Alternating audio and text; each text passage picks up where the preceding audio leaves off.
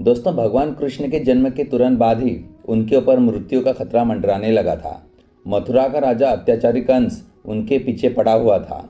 इस तरह जन्म के ठीक 6 दिन के भीतर भगवान को मारने के लिए कंस की ओर से भेजी गई राक्षसी पूतना आई थी। पूतना की योजना थी कि वह अपने स्तनों पर विष लगाकर जाएगी और धोखे से नन्हे बालक को पिला देगी। इस तरह कंस के रास्ते का कांटा मिट जाएगा। लेकिन अपनी इस योजना के चलते पूतना मारी गई। नवजात शिशु बने भगवान ने दूध पीने के बहाने उसके प्राण पी लिए और पूतना मारी गई।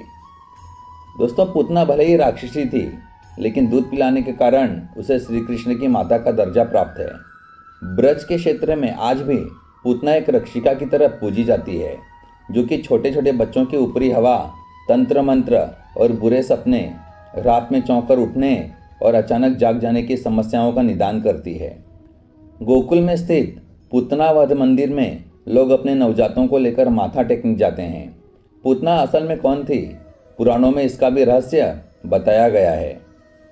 दोस्तों, पूतना के जन्म का रहस्य भगवान विष्णु के वामन अवतार से जुड़ा हुआ है। पूतना पिछले जन्म में राजा बलि की पुत्री थी, जो एक राजकन्या थी।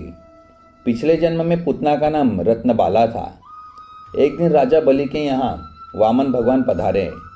भगवान वामन की सुंदर और मनमोहक छवि देखकर रत्नबाला के मन में ममता जाग गई। वह मन ही मन सोचने लगी कि मेरा भी ऐसा ही पुत्र हो, ताकि वह उसे हृदय से लगाकर दूध पिला सके। भगवान ने उसकी मन की इच्छा को जान लिया और तथास्तु कहा। दोस्तों, इसके बाद भगवान ने राजा बलि का अहंकार दूर करने के लिए 3 पग में भूमि नाप दी। राजा समझ गए और अपनी गलती का उन्हें एहसास हो गया। राजा ने वामन देव से क्षमा मांगी, लेकिन इस घटना को रत्नबाला ने देखा तो उसे ये छल लगा। उसे प्रतीत हुआ कि उसके पिता का घोर अपमान हुआ है। इससे रत्नबाला बुरी तरह से क्रोधित हो उठी। उसने मन ही मन भगवान को बुरा कहना आरंभ कर दिया। उसने कहा कि अगर ऐसा मेरा पुत्र होता तो मैं इसे विष दे देती। भगवान ने उसके इस भाव को भी जानकर तथास्तु कह दिया।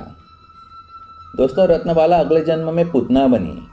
पूतना कंस की सबसे विश्वास पात्र थी और उसे भाई मानती थी।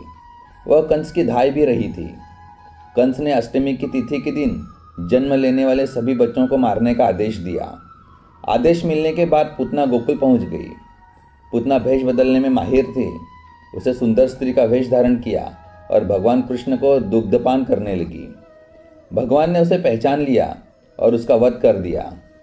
इस प्रकार भगवान के हाथों पूतना का वध हुआ और जन्म मरण के बंधन से मुक्त कर दिया। वहीं पूतना की दुग्ध और विष पिलाने की इच्छा को भी भगवान ने पूर्ण किया। तो दोस्तों, ये कहानी आपको कैसी लगी नीचे कमेंट बॉक्स में ज़रूर बताना। और अगर वीडियो पसंद आए तो वीडियो को लाइक और चैनल को सब्सक्राइब भी ज़रूर कर देना।